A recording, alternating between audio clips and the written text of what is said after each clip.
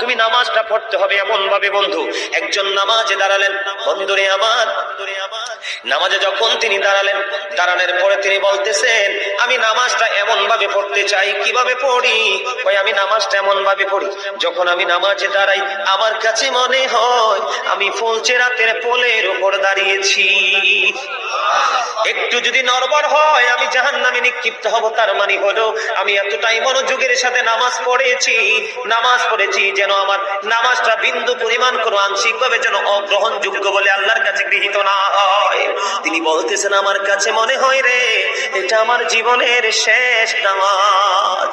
আমি এতটা ভয়, এতটা আতঙ্ক নিয়ে, এতটা তাকওয়া নিয়ে নামাজ পড়ি, আমার কাছে মনে হয় আমার পিছনে যেন আজরাইল দাঁড়িয়ে আছে, ডানে বামে সালাম ফিরাতে দেরি রে, আমার কাছে মনে হয় আমার প্রাণ পাখিটা কেড়ে নিয়ে যাবে।